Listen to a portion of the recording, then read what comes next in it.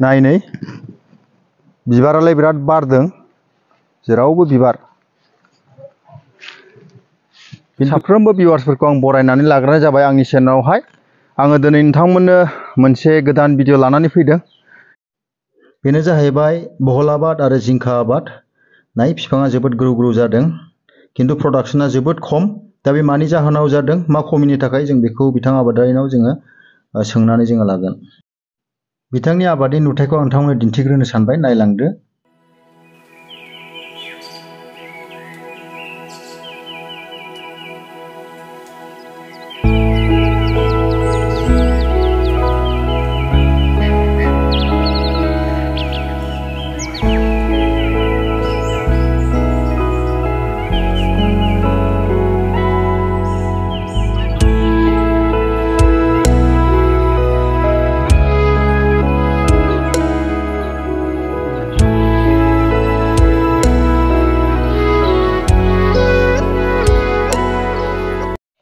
दा बिथां आबादारिया नै मावगासिनो बिराद बेस्थ अब्लाबो बिथांखौ आं दसे सम होनो खावलायबाय दे लोगो मोननानै गोजोनबाय नोंथाङा नोंथांनि सिनायथिखौ आंनि नायगिरिफोरनो होनो हागोन नामा आंनि मुङा बलराम बसुमतारी आङो सासे बिश्वनाथ जिल्लानि सिङाव थानाय नान्दाफारा गामिनि सासे आबादारि नोंथाङा बेयाव मा आबाद मावदों आङो आबाद मावनाया आङो दा जिंखा आरो लोगोसे बहलबो होदेरनाय जादों बहल आरो जिंखा गायनायनि जिथुनाखि फर्मुला मेथड बियो एखे नामा मावनायाथ' एखेयानो बुंदो बहला जेरैबायदि मावनांगौ जिंखायाबो एखे रोखोमनि मावनांगौ जायो आरो बेनिफ्राय हाखौ खनबेसेसो हालेवनांगौ गोनां सार्च खालामनांगौ गोनां जायो हाया माने एसे मोजां सार्च खालामब्ला मोजां जायो आरो बिफांनि थाखाय खनबेसेसो हालेवो मथा मथि हमनानै ला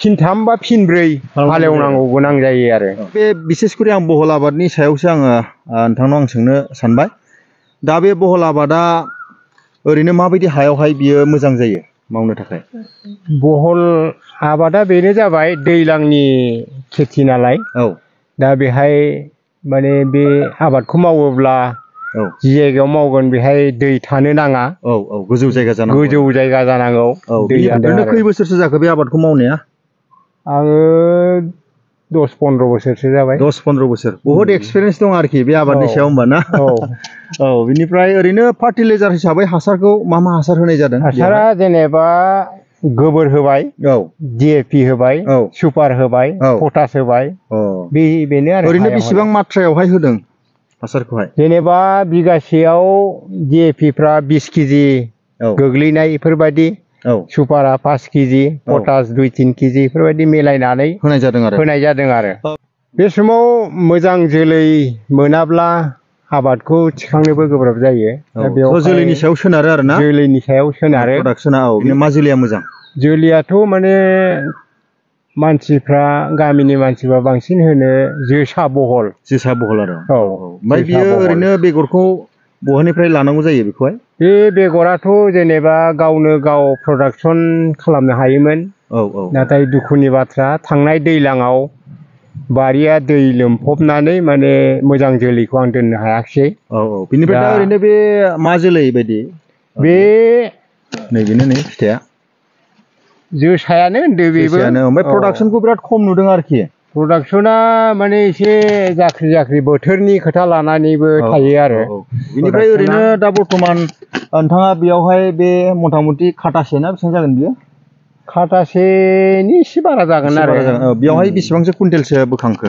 कुइन्टेलसो माने दाखालि एसे बोथोर सान्दुं दुंनाय समाव मथा मथि 20 केजि 25 केजि बिदि खादोंमोन आरो टटेल बेसेबांसो थांखो ओरैनो दा 2-3 कुइन्टेलसो जाबाय आरो बेनिफ्राय दामखौ ओरैनो बेसेबां मोनदों एभारेज दामाथ' दा हलसेल होयो 40 थाखा करि दामानो दंना मा सानो आरो बिनि उनाव एसे बारायबावगोन नामा खैथामान मासनि उनावहाय बारायगोन बायदि मोनदों नामा एसे बारायनाया माने बुस्थुआ खम मार्केटाव ओंखारब्लानो दामा जायो ओमफ्राय दाथ' बिसेसकरि जोंनि बे एरियायाव बहल बा जिंखा आबादा खमथार बायदि आं मोनदों आरो गैयानो होनो फ्राय दा बे समावहाय नोंथाङा एसे आंनि नायगिरिफोरनो खोन्थानो हागोन नामा बिसेसकरि बे बहल आबादावहाय मा मा बेमार जायो ओरैनो?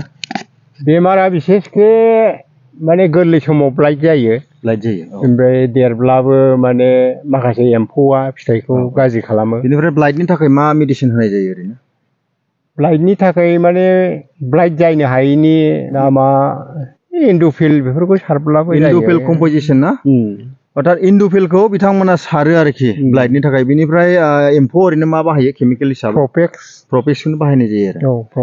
खामानि होयो ना? खामानि होयो। औ थिगानो। बे समाव फै जों एसे ओइथिं बिथांनि जिथुनाखि बारिनि स्ट्राक्चारखौ जों एसे नायनि। जानलाया बारा मजबुत नुवाखै। बिनिफ्राय जेबो अरजाया ना? अरजाया अरजानायालाय ओरैनो 1 मास 2 माससोल' थायो नालाय। उनाव जेसेखि दा बे आबादावहाय अर्थात बे बहल आबादावहाय ओरैनो बेसेबांसो खरस थांनाय बिथाङा? खरसा माखासे बायदि रोखोमनि दिरुं बायनायाव थांबाय। बिबारनि थाखाय नोंथाङा बाय'भिटा एक्स सलिडखौ मथा मथि 8-9 हाजारा थांगोन गासै। दासिमाव बेसेबांसो रिकभारि जाखो? दासिमाव जेनेबा 2 कुइन्टेलसो फानोब्ला 40 थाखायै 6-7 हाजारसो मोनबाय आरो। होमबा रिकभारि जाथ'वाखै आरो ना? जाथ'वाखै, नांबावगौ आरो। मथा मथि फैगोन बायदि आसा दं दा?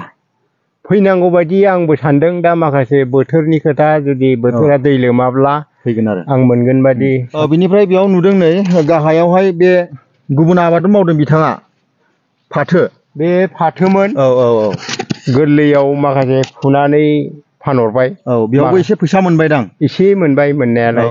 एसेबांसो मोनदों बेयावहाय दा? बारा मोनाखिसै मोननायालाय, एसे सिरिथाम सिरिब्रैसो ओरैनो 800-900 बिदिसो फैदों आरो। बेनिफ्राय दा बे बहल आबादखौहाय सप्तायाव बेसेबांसो खानाय जायो? सप्तायाव खानाय जायो? खननै खायो आरो। खनसेयाव बेसेबांसो खादों? खनसेयाव 12 केजि 15 केजि अजन जायोना? अजन जायो। सप्तायाव खननै ना? 12। थिगानो, मोजाङानो। बिनिफ्राय एसेबां मानि बिफाङाव बेमारखौ नुवाखै आरो ना, खिन्थु बिलाइफोरखौल' एसे बोरायनाय बायदि नुदों। जाहोना मा बियो ओरैनो? जाहोना माने बैसो जाब्ला बे गुदिनि बिलाइफ्रा एसे गोमोन जाबोयो। बिनिफ्राय बेखौहाय खानानै गारनांगौ जायो नामा? एसे गोमोनखौ नायनानै फोसाबना होब्ला एसे मोजांबो नुयो, मोजांबो जायो आरो। बिनिफ्राय खनबेसे खाखांनायनि उनाव बेयावहाय ओरैनो रिं हासारबो होनाय जायो नामा बेवहाय? रिं हासारा माखासे दंफांनि साइजखौ, सेहेराखौ नायनानै सोनोबो गोनां जायो। बिनिफ्राय मा हासार होयो ओरैनो रिं हासारावहाय? रिं हासाराव बे गोबोर DAP लगायनानै होनाय जाबाय आरो। दा बिनिफ्राय बे समावहाय आंनि नायगिरिफोर जायफ्रा बहल आबाद मावनो सानदों, दा बिथांमोनखौ नोंथाङा मा मोनसे थुलुंगानाय होनो सानो बे आबादनि गेजेरजोंहाय? थुलुंगा माने जायफ्रा मावनो गोसो जायो बेफोरो मावनो हागोन। अब्ला मावनायनि गेजेरजों बे आबादनि सायाव गावनि न'खर खुंनायनि थाखाय सहाय जागोन आरो। बेनिफ्राय मावनो हायो आरो, बारा एसेबां माने क्रिटिकेल नङा आरो बे आबादा ना? मावनो हायो, मानो मावनो हाया जानो।